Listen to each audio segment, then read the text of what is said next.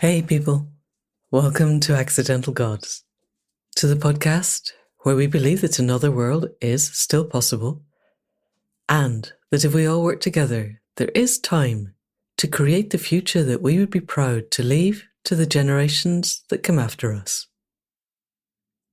We believe also that we are the accidental gods, you and me. We didn't plan to be the ones to hold the future of all life in our hands, but here we are, at a place where one single species, ours, has the capacity to wipe out most, if not all, of the life on this planet. The routes to Armageddon seem to be increasing all the time, but they all have one thing in common. They are predicated on our absolute disconnection from the web of life. It is a central tenet of this podcast that for most of our evolutionary history, humanity has existed as an integral part of this web, and that we were aware of our connectedness. Quite how we lost this is open to question, and I doubt if we'll ever find concrete answers. Certainly, I don't think speculation is worth a lot of emotional or intellectual bandwidth, because what really matters, what can, and I think should, take up most of our energy in whatever time we have left, is finding ways to heal that rift, to reconnect us to the living web so that we can ask of it, "What do you want of me?" and respond to the answers in real time. If you've listened to this podcast much, you have heard me say this once or twice before. If you're part of the wider Accidental Gods membership community and come along to our monthly intention intensives, and you would be most welcome, then you have heard me say it every single time that we meet. I genuinely believe that this is the single most important thing that any one of us can be doing at the moment. I think it's the only way we're going to get through, and that if we can achieve it, if we can move forward into connection within the world of the 21st century, we will have made a significant shift in the evolution of our consciousness, of our wisdom, the bit that the AI will never be able to emulate. But in all of this, finding ways forward, mapping ways forward, creating the whole accidental gods to move us forward, one of the things from which I have steered absolutely clear is the field of psychedelics. There are a lot of reasons for this, and we explore some of them in the podcast that we are about to hear, because I have finally found someone whose opinion I trust implicitly, someone who has direct experience of the use of psychedelics in a number of fields, and whose integrity feels absolutely rock solid. Dr. Rosalind Watts is a clinical psychologist who was the former clinical lead of the psilocybin for depression trial at Imperial College in London. She also gave a groundbreaking and really inspiring TEDx talk back in 2017, in which she opened up the results of that first trial to her peers and to the rest of the world. In the time that's passed, though, she's come to qualify that early enthusiasm, and she recently wrote a Medium post in which she points out some of the pitfalls of that trial and opens up the concept that if we use psychedelics indiscriminately in a toxic culture, they are as likely to amplify the toxicity as they are to heal us and the world around us. Having realized this and experienced some of the harm that plant medicines can do if not held within a supportive framework, Roz has gone on to found Acer Integration, a 12-month online course with monthly modules built around connections to and with trees, designed explicitly to create the supportive culture people need to integrate their experiences. So, if you're expecting us to talk about all the multicolored wonders of psychedelics, then forget it, because this is not what the podcast is about. It's about understanding the systemic nature of mental health and the crisis that surrounds us. It's about cultural experience and the ways plant spirits can act to amplify where we're at. It's a call to action. as well as a profoundly important health warning as we approach the brink of yet another tipping point. So, people of the podcast, please do welcome Dr. Rosalind Watts of Acer Integration. Roz, welcome to Accidental Gods podcast. It is an absolute delight to see you this morning. How are you and where are you? I am sitting in the countryside, about an hour north of London, and I am feeling good this morning, Amanda. Thank you. How are you doing? Good. We have baby chicks, which offsets the fact that my pony has laminitis and I haven't got on top of it yet, which is... I'm a bad pony owner. It's very bad. Anyway, way back in 2017, you did a TED Talk, which I watched at the time. It was very moving in many ways. It was a very impassioned plea for what I imagine as being slightly straight-laced members of the clinical psychology profession, clinical psychologists, to take psychedelics seriously as a potential part of their toolkit for treating depression. Move to the present day, and you've written a Medium post that qualifies that somewhat. So we're going to look at where we would be now. But first, we're going to see, how did you come to be the person who gave that TED Talk in the first place? So tell us how you, why you, and what you felt at the time. Well, I became a clinical psychologist, and I'd been working in the National Health Service for a long time, and really loving working in the NHS, loving the teams of people I worked with, but feeling increasingly frustrated by the lack of interventions that were really able to help people. You know, very long waiting lists, but that aside, people living with deep trauma, difficult social conditions, and offering them a few sessions of cognitive behavioral therapy really to kind of change the way they were thinking about it. Is, you know, the classic analogy is like it's a sticking plaster on a wound and not enough. So although the teams of people offering these treatments were so wonderful and well-intentioned and caring, the tools they have are not powerful enough. So yeah, I actually went on maternity leave from the NHS, and I was pretty exhausted from working very long days with seeing lots of people.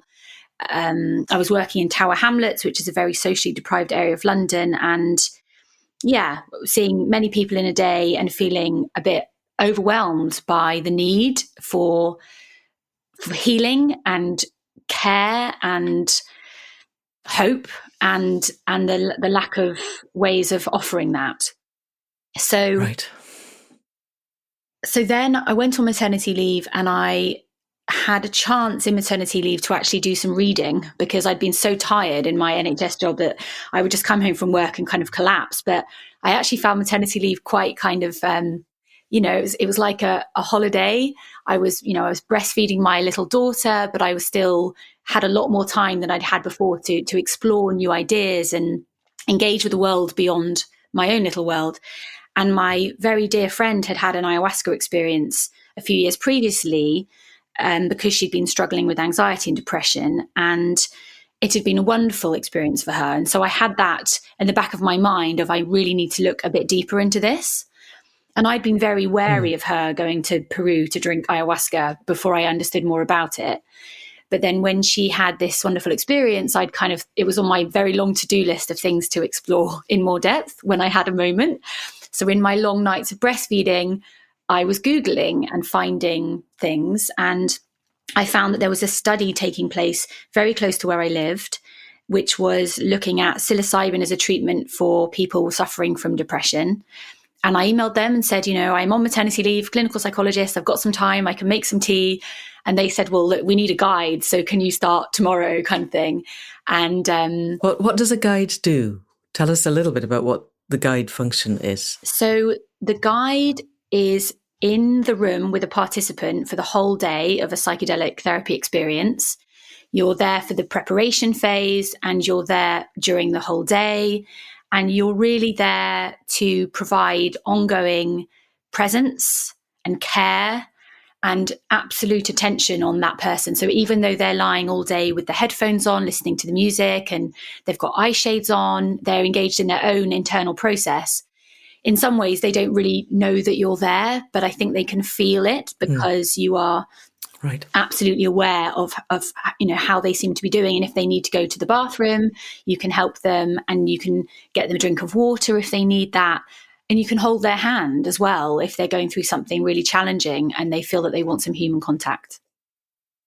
So already I'm dragging us down a rabbit hole and diverting. We will come back to your process, but I'm curious to know what training, other than having clinical psychology training, it seems to me, with my relatively limited experience and understanding of plant medicines, that the energy in the surrounding area, not just the room, but if you're in a room and that's your containment box, shall we say, the capacity to ground, the capacity to hold an open heart space, the capacity to hold clear, strong attention without bringing our own stuff to it, are all an integral part of the experience that the person will have. How were you prepared for the guiding? I didn't receive training for that. At that point, it was an academic trial. The therapeutic elements were, in a way, although the importance of having a safe space and caring professionals by the side of the person having the experience, that was all understood. But I think it was a brain imaging study, in a medical context. So these people are in an MRI? Not during the psilocybin experience, but they had brain scans afterwards. So it was a very, the whole kind of framing of the study was very medicalized. So the therapeutic element was, and that more energetic type of framework that you're referring to, that's more common in a shamanic worldview, that hadn't really come into that container. And so the importance was all around safety and presence. But I think some of the previous people on the trial had received training from another university who had been doing these trials as well, and had developed some understanding of what was important for guides. And I think training for these clinical trials is getting more comprehensive as we go. But this was a few years ago now, so it was quite minimal. But I would say that my training in my experience of being a guide was becoming a mother.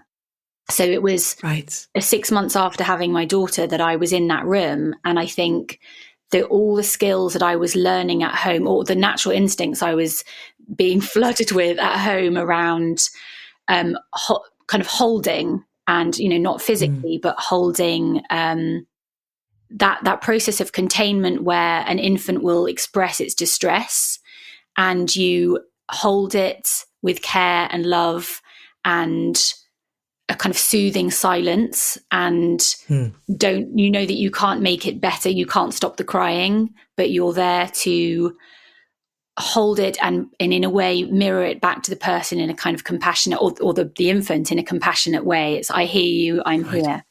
So and I think probably also the kind of the hormones of all the oxytocin and prolactin and all those things, they bring a softening. And as a clinical psychologist trained to do cognitive behavioral therapy, it's quite directive, but I was definitely in a much softer, more open space than I had been before. And I was more able, I think, to sit with sometimes many hours of distress being expressed, and deep places of trauma. And often, actually, people go back to an infantile place. They go back to experiences of being very young and very vulnerable. So I think becoming a parent was probably my training. I don't think it's necessary, but certainly if I hadn't been a parent and I'd been the clinical psychologist I was before then, I wouldn't have been a very good guide. Interesting.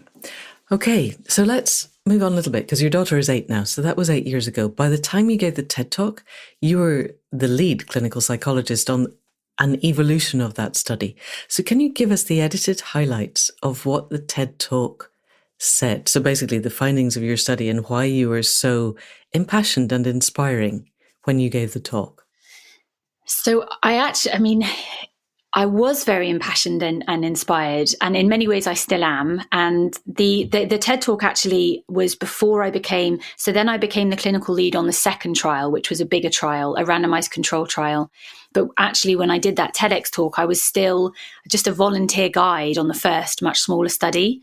But I suppose it was that the level of passion that I had for it that meant I became the clinical lead on the second trial, because it was a complete devotion of, a total devotion to this way of working, and an absolute fascination with how it can be optimized and improved and made safer and made more appealing and more comfortable for people in any way, because it is a very intense kind of intervention. It's extremely hard for people sometimes. It's often very, very painful, many hours of going through extremely challenging emotions.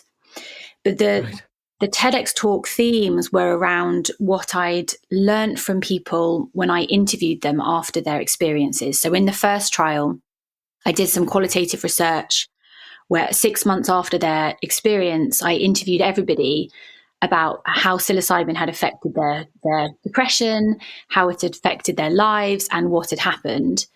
And I found some very, very robust themes there, which were the main themes were about psilocybin therapy helping people accept emotions rather than avoid them. I talked about those extremely difficult emotions people could face.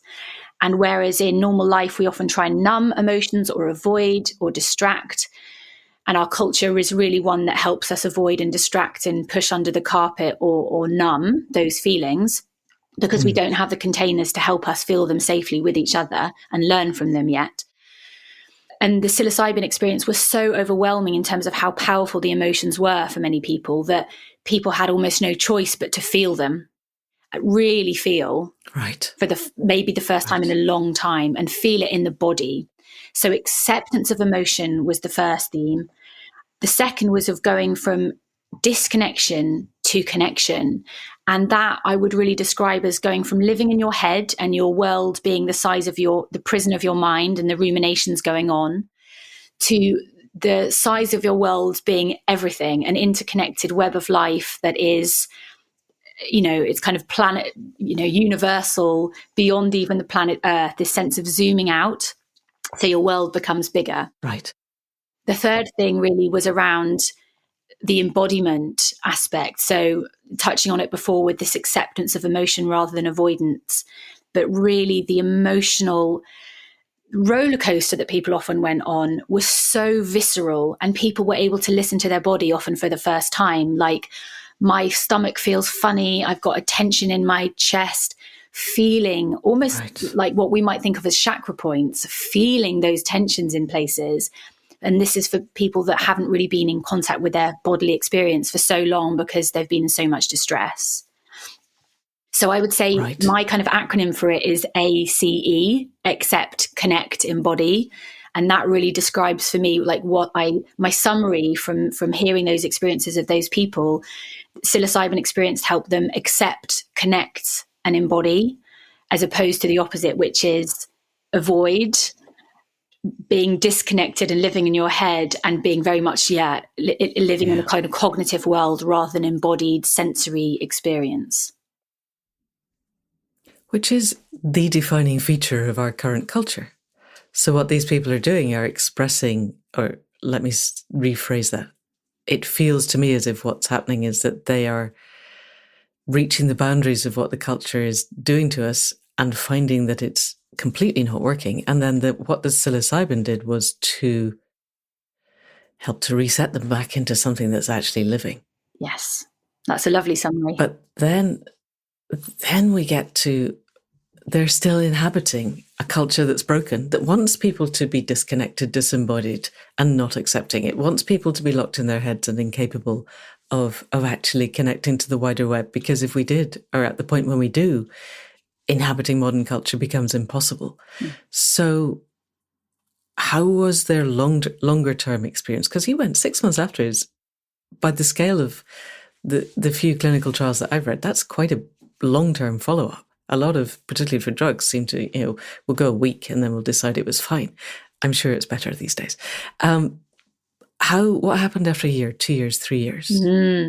Such an important question. So yes, the trials don't measure long-term. They have quite short periods of time. They look at like 3 months post the final, after the session, they look at 3 months.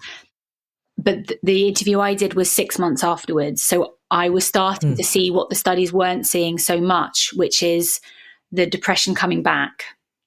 So in the official reports that we see of psychedelic trials, you often see these amazing outcomes because the follow-up times are shorter. But then in longer term research, looking at qualitative outcomes where you interview people rather than ask them to fill in a questionnaire, so you capture more nuance, and also it's longer, it's further down the line, you start to get a fuller story, which is that for nearly all of the people in that first trial, there were 20 people, for nearly all of them, when I interviewed them, they were saying, yeah, my depression is coming back now, but it was still wonderful. But then a year down the line, because I've been working with many of them since then in developing community integration programs to help people maintain the connectedness that they felt in the months afterwards, or at least some of it, and for them to meet each other and connect with each other and support each other. And, years down the line, it's really this observation that the idea that psychedelics are a quick fix or a one session thing, or that they reset your brain, I don't believe that to be true. It doesn't tally with everything I've seen over the last 7-8 years. And it's much more like it's an opening. It's a long, slow, deep journey to inside ourselves, understanding more about our internal worlds, our external worlds, opening up. And as you say, when you open up and then you go back to a toxic culture, as the one we live in, it's the opening shuts down very quickly. So people did become depressed again. And so that brings on, so the acronym for what the psilocybin session did was ACE, Accept, Connect, Embody. And the work I've been doing now brings in an R to make it ACER, which is a type of tree. And the R stands for restore. And that is about, it's like, okay, you've had the acceptance, the connection, the embodiment. Great. You've had a psychedelic session. You feel quite open. Things are feeling full of possibility. You feel freedom. Your world has expanded. And then we have to use that time rather than just leaving people to go back to a toxic culture. We use that window of opportunity to say, now is the time to restore yourself back to the web of life, the rhythms of nature, the patterns of nature, which is interconnectedness. And to say, if you just do this on your own, you will probably find that the benefits fall away and your life doesn't change. In a year, we'll talk to you and you'll say, it was wonderful, but nothing really changed. I'm still depressed. I still don't feel quite right in my job, or things still aren't working. But if you say, you have this window of opportunity now, things have shifted for you, you feel more open, this is the time to really come into community with other people, think about the world you want to create for yourself and around you, and kind of come out of the old way and into the new way, really, which I think you probably know what I mean when I say that, but I don't know whether everybody does. But it's coming out of that very linear, individualistic, competitive, stress-filled, fast-paced life into something that allows slowness, circularity, winters as well as summers. It's the circle instead of the kind of straight line or the triangle. It's cooperation and community and care.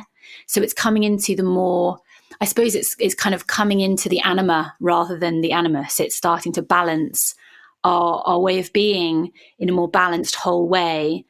And I think it's interesting that the clinical trials are in this at the moment, they're in this very medical world and frame, which is much more of the old way, which is much more around, academia and pharma companies and profits and shareholders, and very much that kind of older way. And so we need to bring balance to this work by saying, okay, you might you might have a psychedelic experience in that medical context or in any context, but then afterwards we need to bring in the community, the restoring to a slower rhythm, and using the potential of psychedelic work and insights to help people change the communities that they live in and the way they live, so that those benefits can be not just longer term for them, but also shared with each other and to change the ecosystem that we live in. So you get a ripple effect out into the whole community.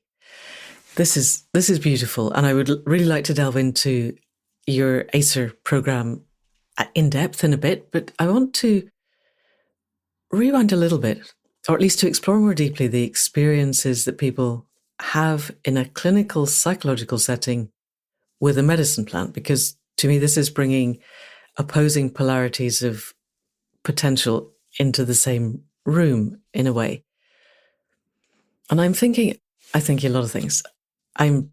Years ago, like in the last millennium, I had a week-long ayahuasca retreat, and it absolutely, totally, I cried for 2 days in ways that I haven't cried ever, I don't think. And I knew I wouldn't have done it. I'm not really keen on things impinging on my head that are not me. But my guides were insistent. And what they said is it will break the concrete around your heart. And they were absolutely right. It did. But I also know that if I hadn't been doing it within a shamanic context, and if I hadn't done a huge amount of work afterwards, that concrete would have reformed. And then I wonder, I don't know, because I haven't got a control of me, would I have wanted to go and do it again? Because even way back then, and this was in the days before people could pronounce ayahuasca, they certainly weren't, it wasn't a cool cult thing to do. There were people who were just coming along because it was the new kid on the block, psychedelic wise. They wanted another experience. The poor young man who was running it, who had, he was 23, I think. He'd apprenticed at the age of 12 to his uncle, and 2 years of his apprenticeship were spent alone in the jungle. I wouldn't survive, I don't think, 20 minutes alone in the jungle, but he was out there learning with the plants. And so for him, this was a sacred experience, and he had Western white people turning up, as if it was another cocktail to try. And so my first question is whether the people who are living in Tower Hamlets are given what for us in the UK is probably our strongest psychedelic, certainly the one person that I know that I would trust in the shamanic field who works with medicine plants. Psilocybin is a long way down the list. It's, from their perspective, it's the least forgiving. So we're slamming them with a medicine teacher which takes no shit, basically. It's quite clean cut. We're opening them. We're going through the accept, connect, embody experience. They're understanding that there is a web of life of which they are a part. And then we're putting them back into a place where it's really hard to hold that.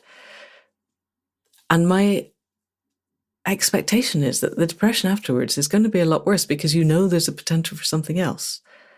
The original depression is, my world is not working. The second depression is, my world is not working, and somewhere there's a window, and I could climb out of it if I knew how. Do they want to come back and do the psilocybin again in the hope that they'll get to the window again? What happens? Yeah, very, very important reflection, and absolutely in the qualitative research that those interviews with people, I remember somebody describing how it was like psilocybin turned on the lights in a dark house, and he saw his life and he saw everything, and then the lights went out again, and how much harder it was to be in that darkness, having seen than having not seen before.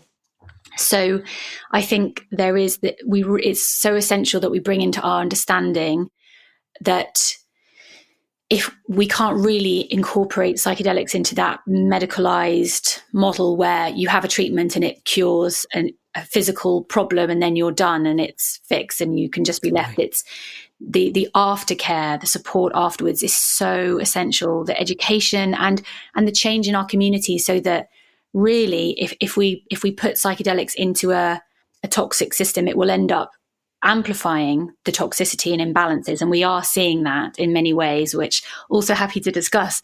But we really need to change we need to change the structures in the system alongside bringing psychedelics in, so that rather than amplifying those problems, psychedelics can actually start to be used as tools to catalyze and magnify the healing processes that we're already starting to initiate. So psychedelics give us a message, and they give us a message around all that opening up and allowing the emotion, accepting the emotion, all of that embodiment of what the message is comes back to the same message, really, which is it helps people connect to themselves, with other people and the world around them. It helps people develop this sense of connection, understanding where their pain has come from, understanding the imbalances in their own world and the world around them, and seeing those in different ways. And so I can't remember who it was that said, when you get the message, hang up the phone.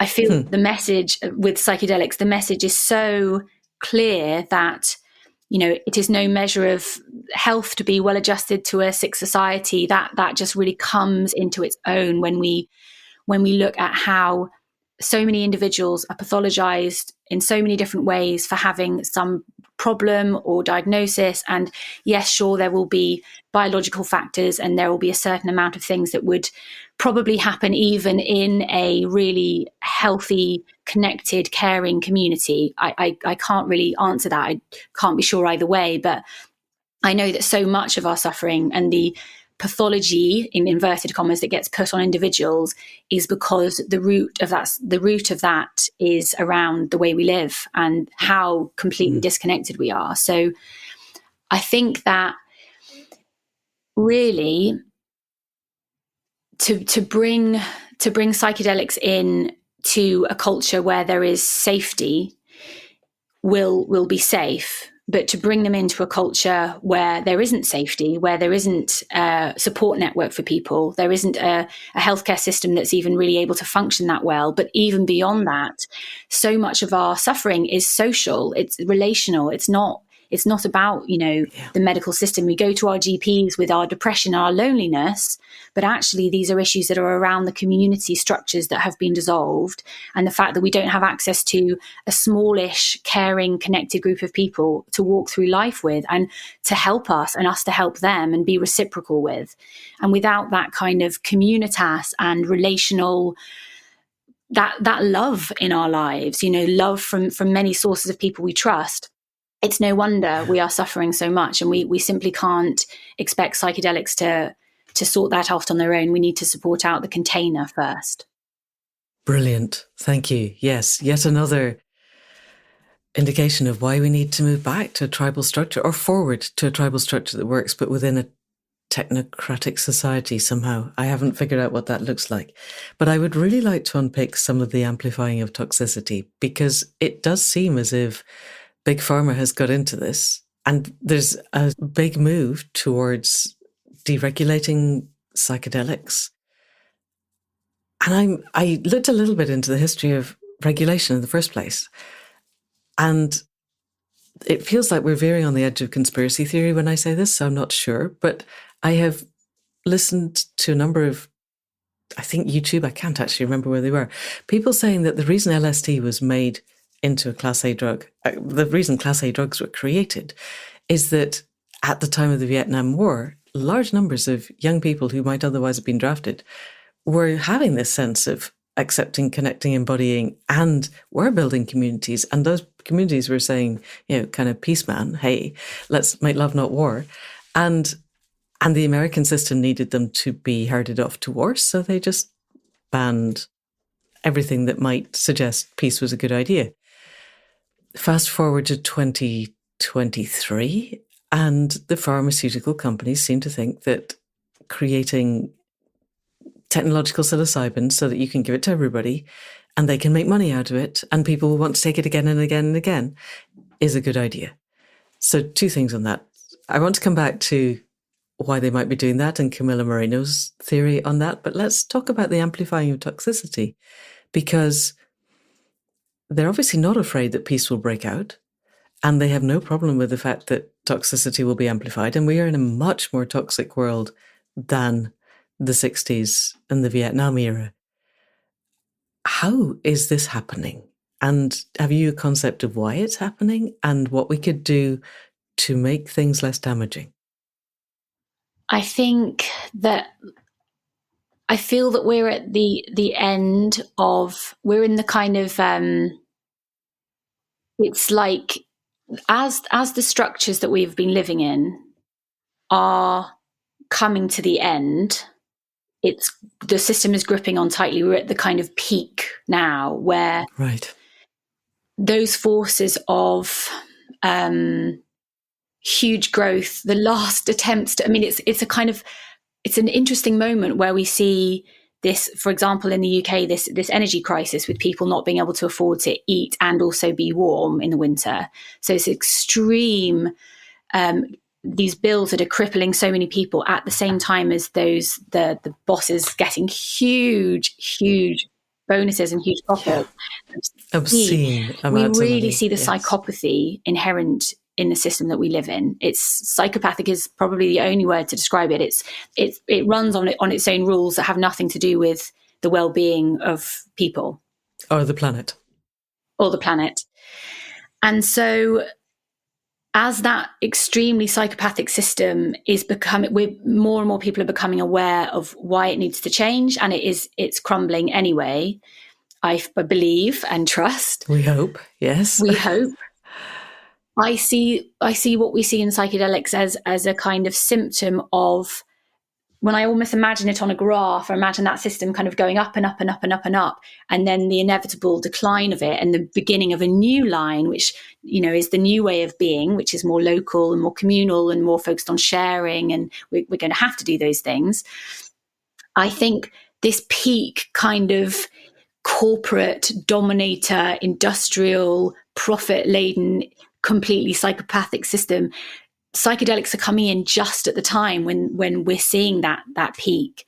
And so we're seeing they're being incorporated into that system, which is about maximizing profits and about patenting and competition and lack of reciprocity with people that have been carrying these medicines for thousands of years, disenfranchisement of those. It's the psychopathic system is actually entering into psychedelics, and they're amplifying that. So, which is a great shame. And I think we also see that the people who are drawn to this work, there is this kind of healing impulse to be doing this work because there's so much trauma, because of the psychopathic system has caused so much hurt and damage to everybody, and to some groups so much more than others.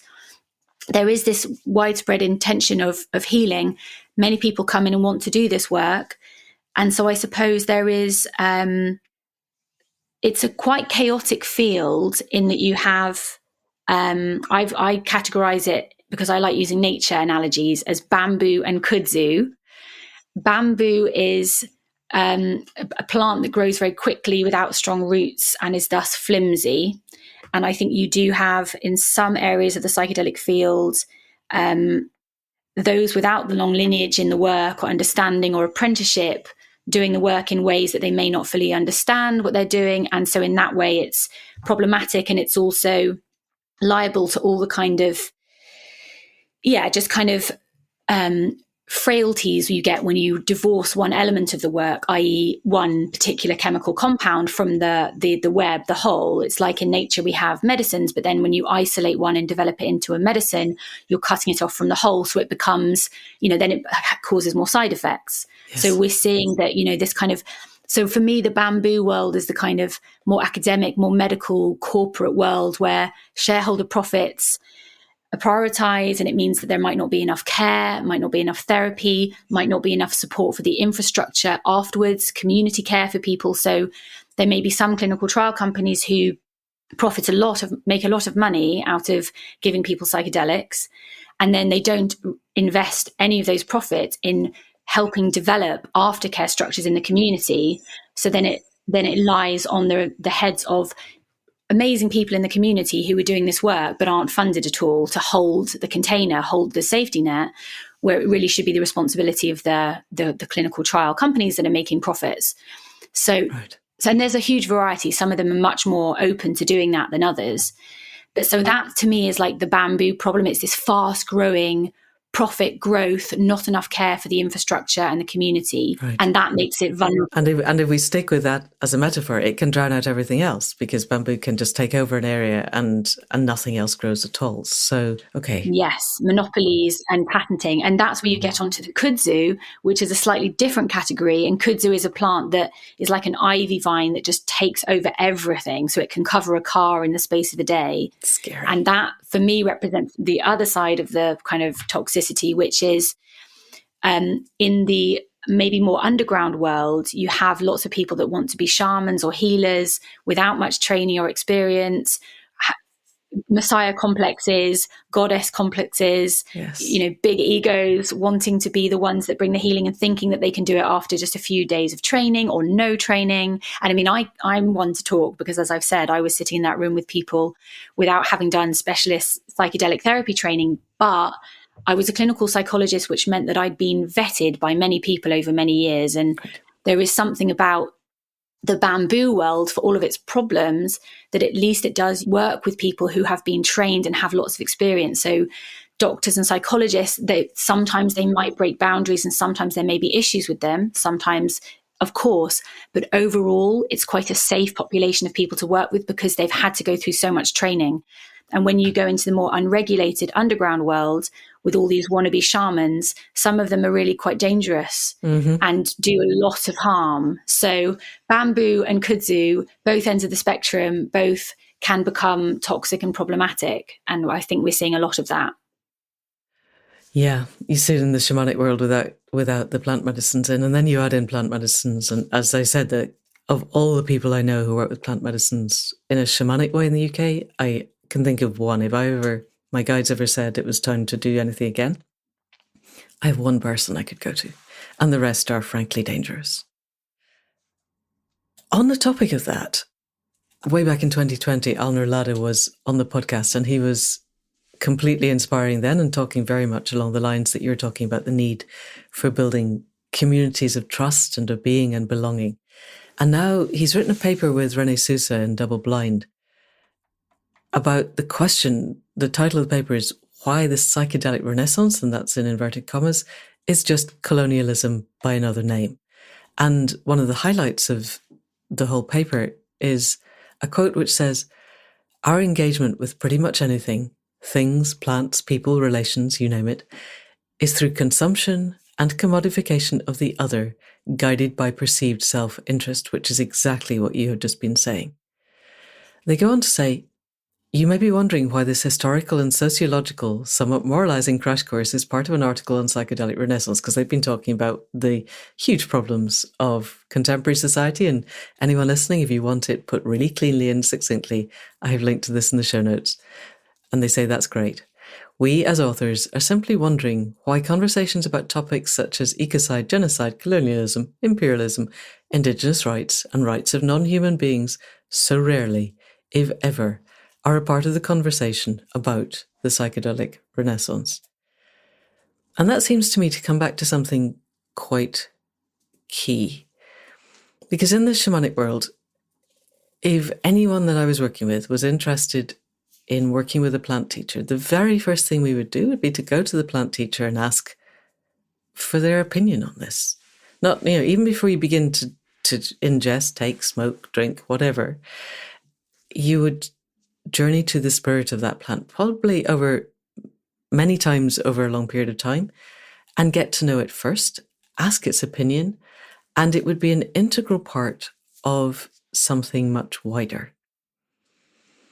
And what I'm hearing from you is that we're getting a medicalization. We're getting synthetic psilocybin. It's not even go and pick a mushroom. It's let's take a tablet that we believe has some of the key ingredients and thereby losing, I would imagine, the connection to the actual teacher, because we didn't understand that connection existed in the first place. Is there anyone, even in the bamboo world or in the healthy, we need to find a plant that's healthy, an ash tree or an oak tree or something, or an acer, that is connecting to the actual spirit of the plant and thereby connecting to the wider systemic issues, and in the end connecting to the web of life and finding out, is this part of my node of being? Is it part of what I am here to do in the web? Or is it simply being commercialized and turned into a route for professional progression in whatever profession we're talking about? So I think two things to say with that. The first is that it was kind of amazing as well that even though the psilocybin we were using in the trials was synthetic, that people still had incredibly powerful experiences of connecting to the web of life. And I remember a story about Maria Sabina, who was the medicine woman to provide mushrooms to the West, and that later leading to them being synthesized in a lab. And actually, if we've got time, I'll tell you the story of her, because it absolutely, in a way, captures everything that we're talking about. But if we have time, but yeah, so when she sent them to the West, or when they were kind of taken from her to be given to the West by a banker from America. Grand. And then it was put in Life magazine, and she ended up being vilified by her village. It was a very sad story of what happens when... Tell us a little bit about this. Okay. We haven't got long, so edit the highlights, but please, this sounds tragically horrible. I also want to ask, we have psilocybin in the UK. People have been taking mushrooms for millennia. Why did we need to go somewhere else? But anyway, tell us her story. So her story is that she was a medicine woman in Mexico in the Mazatec healing tradition. She was one of a long line of Mazatec healers using mushrooms, and had been doing these Velada nighttime healing sessions for pretty much all of her life. She started when she was very young. There was a Russian pediatrician called Valentina who married a banker called Gordon Wasson. He was American. And on their honeymoon, they went and she loved mushrooms. She was a mycophile, culinary mushrooms. She kind of got him into mushrooms. He then found out about Maria Sabina's Mazatec mushroom Velada healing ceremonies. And either him and Valentina went to have a session at Velada. They witnessed Maria Sabina singing her songs and providing this amazing space for people to engage with this mushroom, communing with the mushrooms. And they thought it was so amazing, or Gordon did, that he then kind of went back with Life magazine, did a kind of 5-page spread, him on the cover holding the mushrooms. Of course. And straight white man. Of course. And then they later got sent to Albert Hofmann, who synthesized psilocybin from these mushrooms and created synthetic psilocybin. And the two things that are interesting about this story, linked to what you were saying, the first is that, yes, Maria, when she was later given the synthesized capsule of psilocybin, tried it and said, yes, the spirit is in it. The little children are speaking to me. Okay. So she saw the mushrooms as little children that spoke to her. And when she tried the synthesized capsule, she said, the little children are here. So she actually endorsed what I saw, or the experiences I had observing people going through synthetic psilocybin therapy very much validated and gave extra evidence to what she had said, and that people really had some profound spiritual experiences and still seemed like they were communing with the mushroom. And actually on one clinical trial, not the one I was working on, with synthetic psilocybin, one of the participants actually got the message from the synthetic psilocybin that the way the company was working and operating as a for-profit company and giving synthetic psilocybin was problematic, and they were perpetuating harm.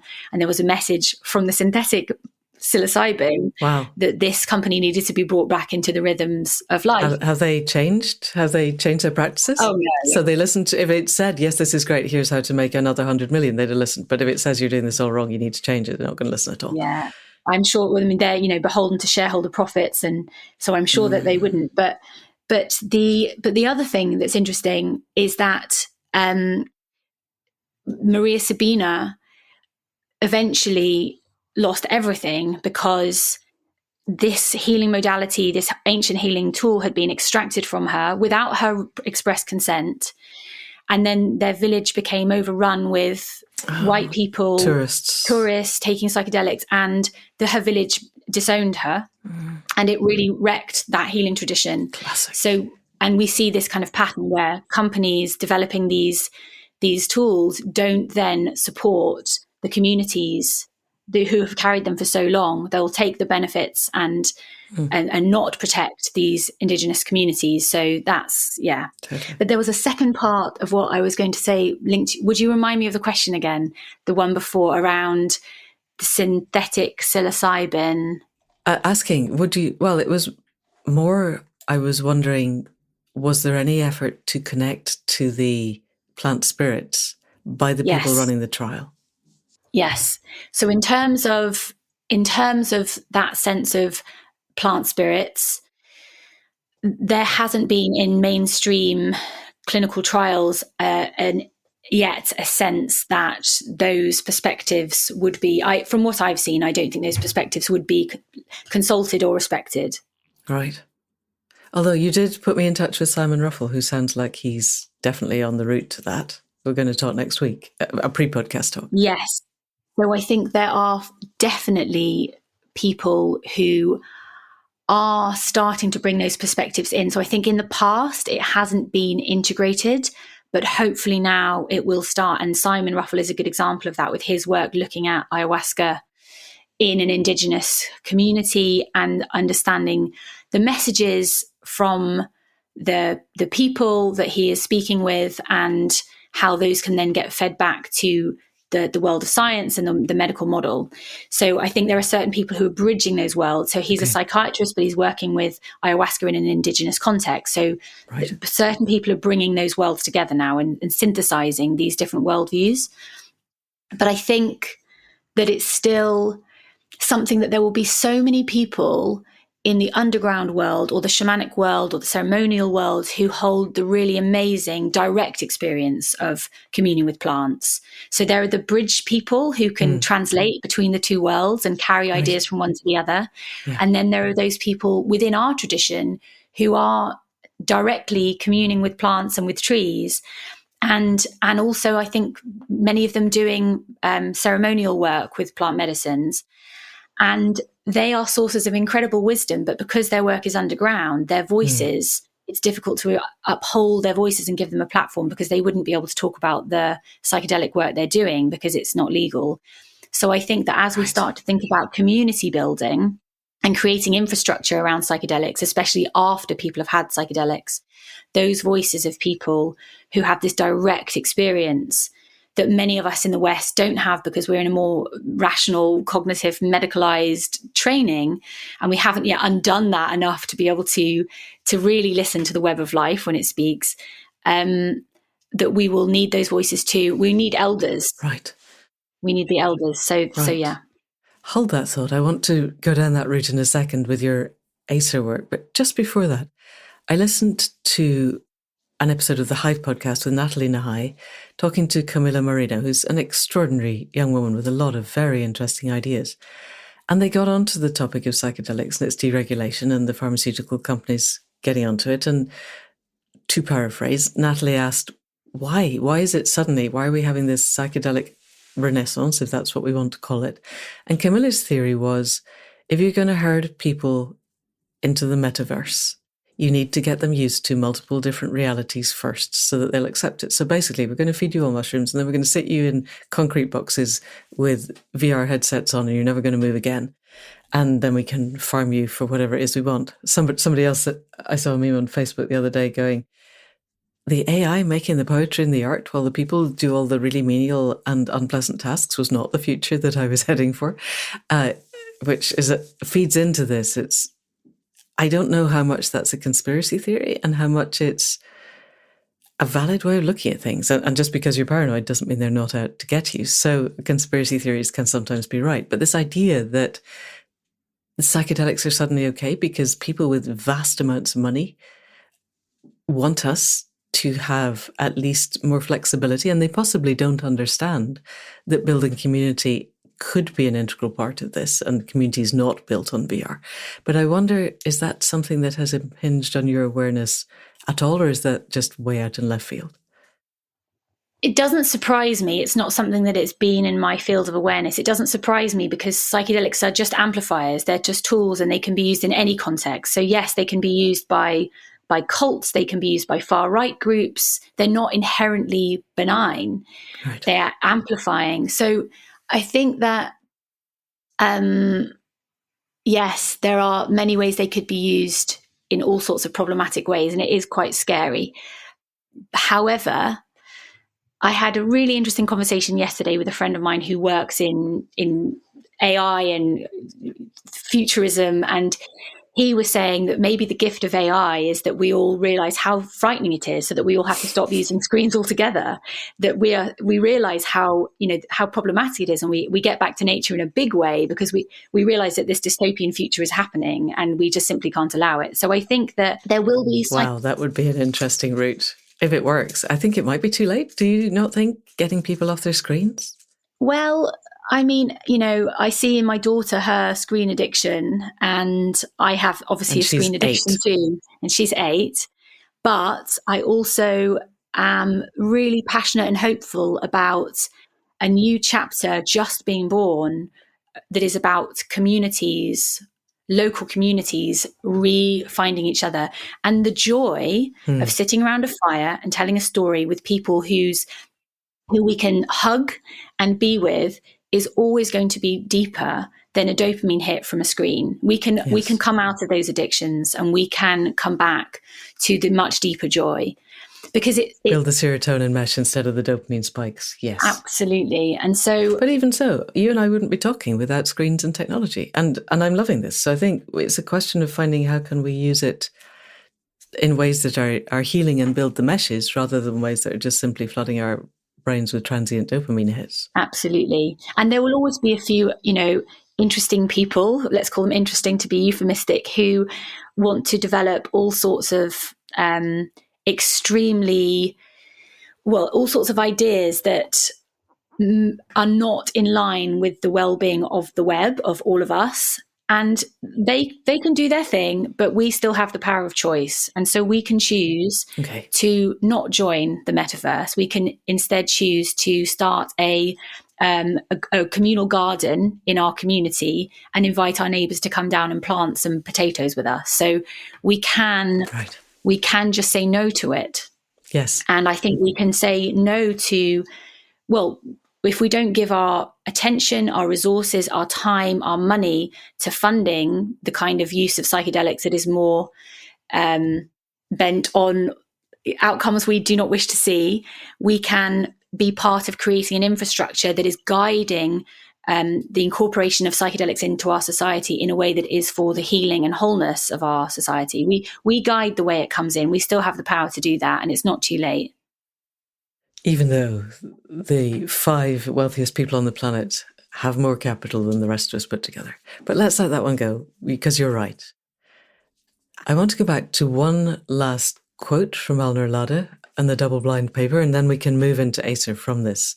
So they say, a responsible and accountable engagement with sacred plants and medicines is not about self-realization, self-aggrandization, self-creation, self-expression, self-validation, or anything else that may be the devotional goal of Western well-being.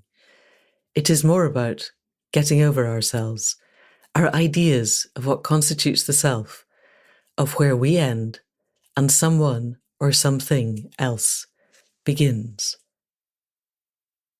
So it seems to me that's a perfect lead-in to what you've been doing with Acer, and developing those connections and helping people to get to that understanding that where we think we end and everything else begins is a very fluid place, and up to a point open to our choice.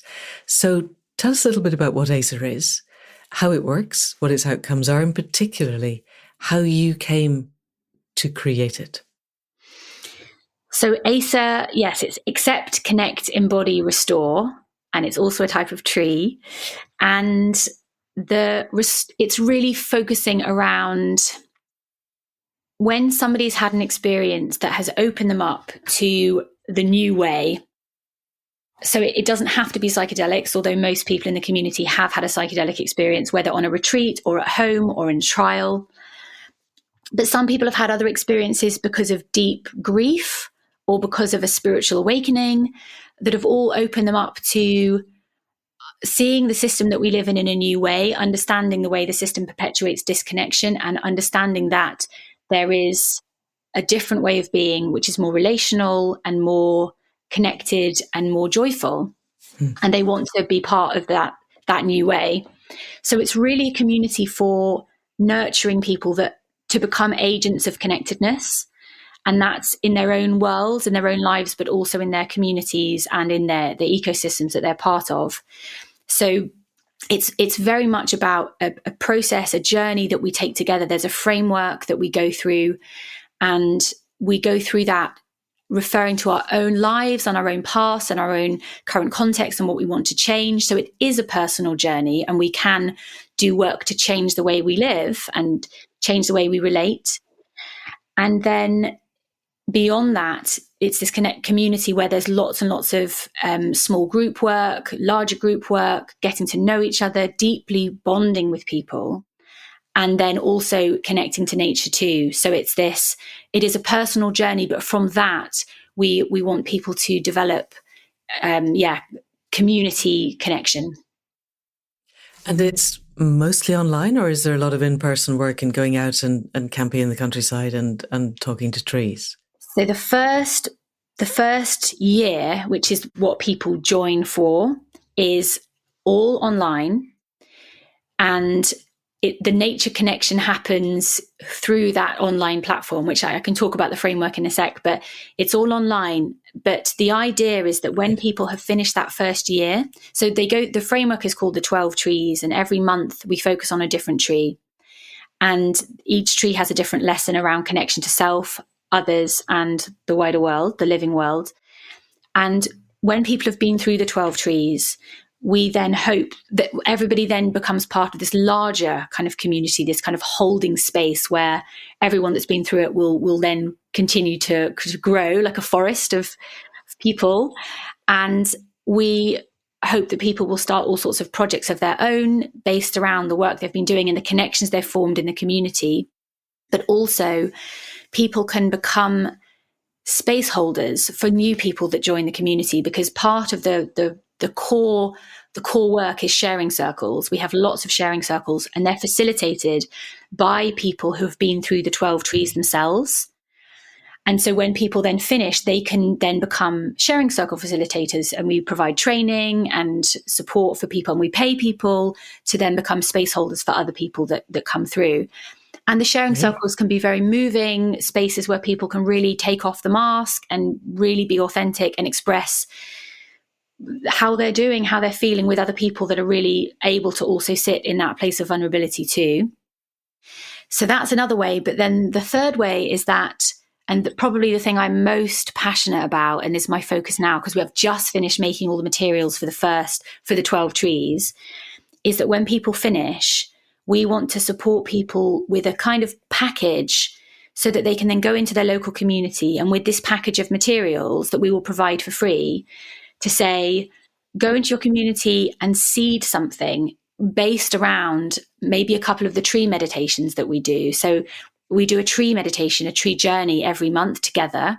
And that's where you walk up to one of the trees, whichever one we're connecting with that month. And with this kind of bespoke, deep journey with music that's specially composed and created for the tree, and a narrative that is open enough for people to have their own experience with it, people connect to this particular kind of tree. They see a tree, they hear the lessons from that tree, they interpret that into their own lives. And rather than just having a cognitive experience of, oh, well, the hawthorn tree for June is about forgiveness, what do I need to forgive in myself and others?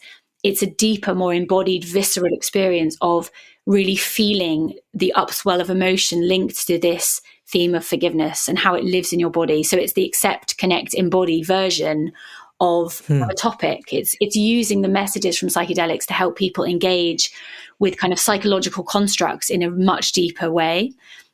So when people have had those experiences, we all 12 of them from the 12 trees, we would like people to be able to offer them to their local communities. So to say, for example, so I hope to be starting at one in Frome, which is a community in Somerset, which has loads of potential for community offerings. And what I'm going to do is, and I haven't planned the logistics yet, but I'm going to start very small and find a town hall that I can hire and say, right, 4 times a year for winter, spring, summer, and autumn. We'll do a tree journey. I'll offer it for free. Anyone in the community, you don't have to ever have tried psychedelics, but just to be living here, come be in circle. We're going to do a tree journey together and have a sharing circle afterwards about what it brings up, just to start planting those little seeds. And that's something anyone can do. They can hire a local hall. They can charge people like £1 or £2 to come to cover the hire of the hall. And then they can offer this gift of a meditation and just see what comes from that. So we hope to plant lots of little seeds from the Acer forest, so that this idea of connecting to trees and connecting to their lessons can spread out, and people can benefit, because trees are the most incredible healing allies, allies of support and healing and wisdom and deep roots and learning and strength. So I think trees are our best friends right now. Yeah, and the mycelial networks that connect them all together are huge and spreading and deeply, deeply connected. So many questions on this. How did you come to each of the 12 trees? Because there's a lot more than 12 possible. And how did you find the theme? So if Hawthorn is for June and the theme is forgiveness, how did you, Roz, come to develop this?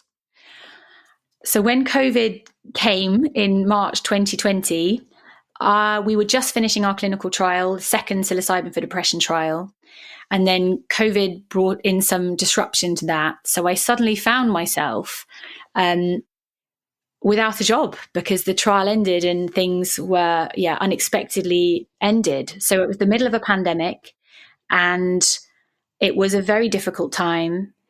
And I was, very, how to put it diplomatically, I was quite, I was in a state of shock, because I suppose when a pandemic starts, teams don't necessarily manage that well, because they might not have been prepared for how that would be. So we didn't have a plan in place for what would happen when COVID, when a pandemic hit. Right. And so we didn't really have a plan. So it was a very, very difficult ending. And I had this one day where the enormity of that really hit me, and the enormity of the fact that I was now out of work, and I was the sole breadwinner for the family, and for my daughter was there, and her dad was unable to work, and we had to leave our houseboat and go and rent somewhere, because the houseboat was going to be a bit difficult in COVID. So we were in the countryside renting a place with other people. It was a friend of mine's place. Actually, my collaborator, Sam Gandhi, it was his family's place. It's kind of a nature reserve in the countryside. And I went from being in London for a long time on a very cramped boat to being in this big open space and being in nature. And I'd been spending a lot of time with trees and outside with bare feet, just because I'd been in such burnout at the end of the trial. So just soothing my nervous system and coming back to the land after a long time of working 12-hour days and, eating crisps instead of meals. Just, at the end of the trial, it was just, crisps and a Mars bar would be my evening meal. And I was just kind of completely, totally burnt out and fried from how hard we were all working without any resting. So my system was in burnout. I was in nature, and I had this experience of kind of deep sadness about the way the way the trial ended. And there was just this one time when I was just so sad about it and so shocked by how it all unfolded that I ran down the garden just in floods of tears, like absolutely beside myself. I think it was just the stress of the time as well. It was a very difficult time. Yeah. The beginning of COVID, we were all panicking and no one knew what was going on, and it was just extreme. Yeah. And I fell on a tree that was a field maple, so actually an Acer tree. And I just fell onto this tree, and I cried and I cried and I cried, and I felt like the tree was just holding me, and I couldn't be anywhere else. I just wanted to be with this particular tree, and felt the cooling of the earth and the deep roots and the wisdom, and the fact that this tree had lots of holes where branches had been lost, and it was gnarly, and imperfect, but had lived through storms, and just this feeling of you will get through this time. And there is a wisdom in losing a limb. You can lose a limb like a tree loses a branch and have a big gash and a hole. And that can be where the light gets in, the crack is where the light gets in. This can be the sacred wound. So it was the developing of that, I think. And from there, I started reading about trees and about tree communication and about tree healing. And I read this amazing book by somebody called Ian Siddons Heginworth about the Celtic tree calendar. And he does environmental arts therapy, and he was writing chapters based on different trees aligned to this idea of the Celtic tree calendar. So I took that as my starting point, as my inspiration. And I then went through a year of my own process of writing a program for people integrating psychedelic experiences, because at the same time we had the people that had been in the trial that now had no aftercare because it was COVID. They'd had a psilocybin experience and they had no support afterwards. So I set up an integration community for people after the trial that then developed into ASA. And some of the people from that trial are now the sharing circle facilitators within ASA because they've been through many years. Brilliant. So that was one of my questions, was how long has it been going on? So you've just answered that. So the next question was, when is the next intake? Because you must be doing this year on year, not just as a rolling thing of join whenever you like and you're on the latest tree. So we had, the idea is to have kind of probably 4 kind of gate points for the 4 seasons when people will join. We've had 2 cohorts join so far. The next one is going to be starting in October, but we are actually just open, so people actually can apply whenever. There's on the website they can join the mailing list and they can apply, and it's in preparation for the next opening of the gate, which will be in October. But yeah, people are starting to apply now. Brilliant. Okay, and I've definitely put a link in the show notes. So anyone who's interested, which I hope is everybody listening, there is a link in the show notes and you can go along. This just sounds so generative and so much what we need, because all of us are watching the crumbling of the old system, diving off a cliff, and hoping that a generative new system evolves to meet it as it falls down, so that there isn't a great big trough in which millions of people are destitute, and that we can build the communities that we need. And if I've understood, this is online. You're building communities that I would say are of purpose and of passion, not necessarily of place, so that then people can go and build the communities of place in their local environments and have all 3. It sounds so generative and so lovely. Thank you, man. And I should just say one thing about it as well, if it's okay. That we charge people, we require people to pay. Of course. We still live in predatory capitalism. You have to charge. We do. And one of the things is that I haven't taken any venture capital funding. So I've started the whole thing on a personal loan. Wow. So that means that the amount that we would like to charge per month is not the amount that we have to charge right now. So a lot of the time people look at it and say, oh, I really want to do this, but I can't afford it. And it's one of those things where I think in time, when more people do it, the price will come down. But in order to support the development of it, we just require that people can see the importance of it. And if they can, we try and be flexible somewhat. But unfortunately, it's because I didn't want to take the venture capital route that it has to be what it is. Yeah. Yes, because otherwise you end up dancing to the tune of the vultures. It's just that's the way it is. And people still have to eat and pay the mortgage and heat their homes and all of those things. And the money is flooding up to the top. But one day we'll create the new system with the new sovereign currency and the new ways of exchange. And then it won't be flooding to the top. But in the meantime, this feels to me like a really, really valuable and important thing to do. Thank you. Given the time, we're way over the hour. Is there anything you wanted to say as a last thought to people listening? I think we've got that community and connection are important. If you're going to take psychedelics, take them within a very, very cleanly, carefully and compassionately held space. Anything else? No, I think that covers it well. Thank you, Manda. Okay, well, in that case, thank you very, very much for all that you're doing and all that you are, and for giving us the time to come on the podcast. It's been a delight. No, I've really enjoyed it. And I'm a massive fan of the podcast. So it's been a real pleasure. Thank you, Manda. Yay. Thank you. And that's it for another week. Huge thanks to Roz for her time, her dedication, her insight, her understanding that plant spirits are so much more than a tablet of psilocybin that we can take to kick us out of depression.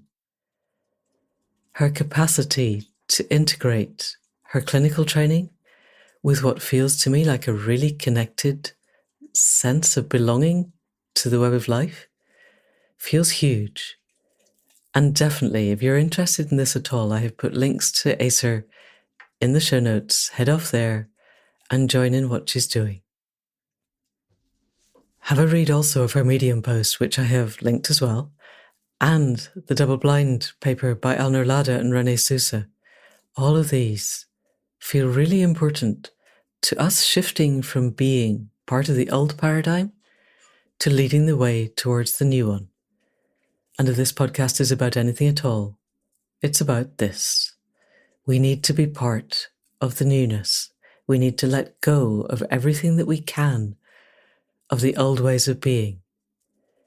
And people like Roz, Alnur, René Sousa are all leading the way. So there we go. That's your homework for this week. We will be back next week with another conversation.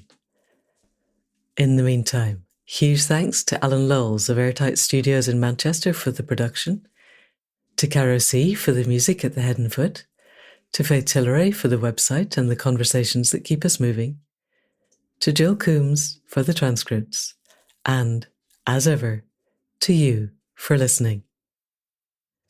I am continually reminded that 5 stars in a review on the podcast app of your choice is what gets us in front of other people. So with some reluctance, I am saying this because I still think that word of mouth is the best way forward, but I am not an algorithm. So there we go.